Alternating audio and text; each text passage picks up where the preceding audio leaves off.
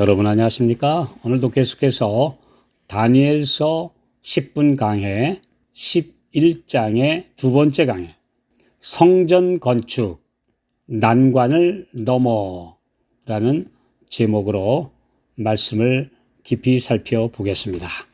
에스라 4장 4절로 5절 이로부터 그 땅 백성이 유다 백성의 손을 약하게 하여 그 건축을 방해하되 바사왕 고레스의 시대부터 바사왕 다리오가 즉위할 때까지 의사들에게 뇌물을 주어 그 경영을 저희하였으며 페르시아의 세계 통치 기간에 석방령으로 포로에서 귀국한 유다의 남은 무리는 너무나 힘겹게 성전 건축을 합니다. 주변 이방인들의 방해와 가짜로 밝혀져 후에 쫓겨난 왕의 중단 조서로 한동안 중단되었으나 학개와 스가랴 두 선지자들의 격려로 다시 일어나서 드디어 성전을 완공합니다. 이와 관련된 성경 기록은 에스라와 학개서 그리고 스가랴서입니다. 다니엘 11장 2절 보라 바사에서 또 새 왕이 일어날 것이요. 다니엘이 이 계시를 볼 때 고레스 대왕이 통치하고 있었으므로 새 왕이란 고레스의 아들 캄비세스, 그 다음은 바르디아인데 그는 세계사에 드문 시대의 사기꾼입니다.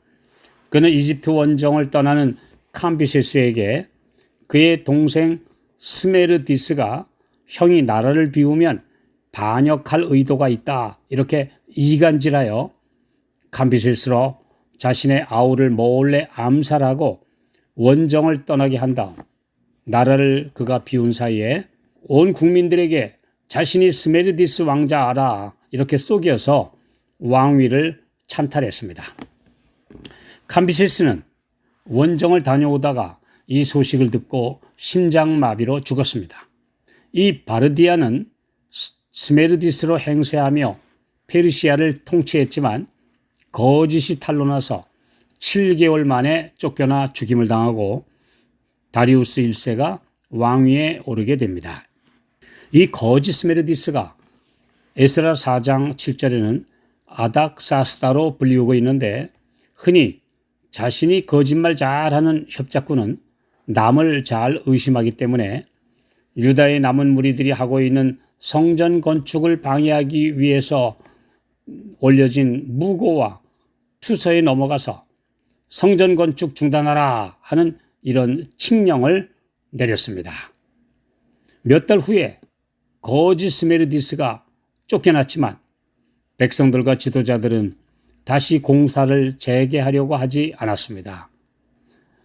맥이 빠졌고 낙심했기 때문이죠.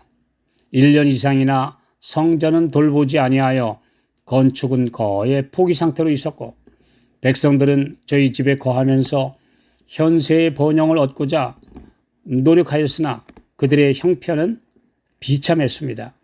그들이 아무리 열심히 일해도 번영하지 못했습니다. 그들이 성전을 황폐된 채로 버려둔 까닭에 하나님께서는 황폐하게 하는 가뭄을 보내셨습니다. 하나님께서는 은총의 표로 들과 과원의 실과와 곡식과 포도주와 기름을 풍성히 내려주셨었는데 그들이 이 풍부한 선물들을 자신만을 위해 사용하자 하나님이 주신 이 복들은 제거되고 말았습니다.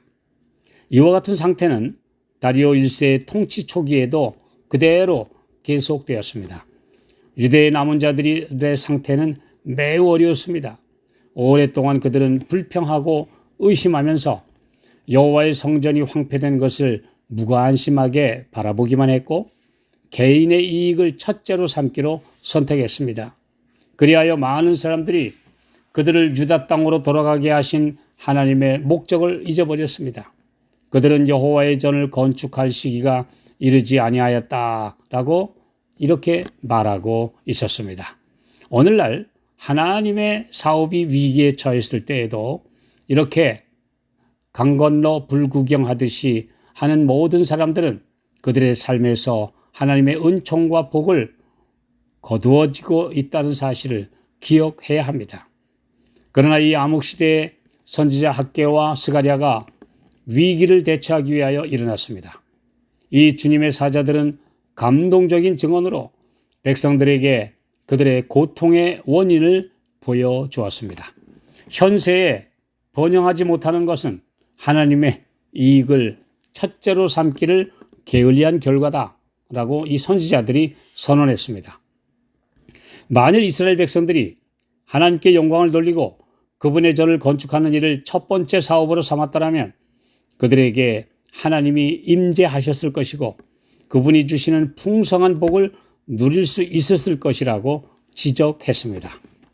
학개 1장 4절로 6절 이 전이 황무하였거늘 너희가 이때 판벽한 집에 거하는 것이 가하냐?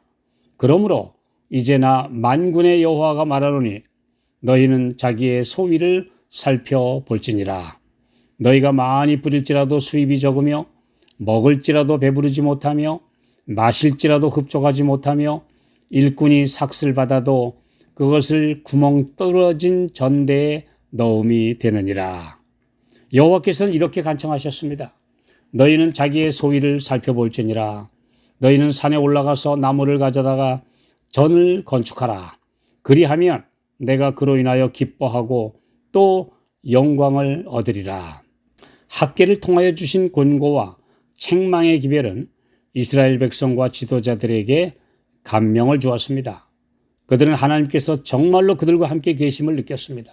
선지자의 경고에 깨우침을 받은 스룹바벨과 대제사장 여호수아와 그리고 남은 바 모든 백성이 그 하나님 여호와의 목소리와 선지자 학개의 말을 청종하였다고 학개서 1장 12절에 기록하고 있습니다. 이스라엘 백성들이 순종하기로 결정하자마자 책망의 말씀에는 격려의 기별이 뒤따랐습니다. 학개 1장 13절 나 여호와가 말하노니 내가 너희와 함께 하노라 하셨느니라.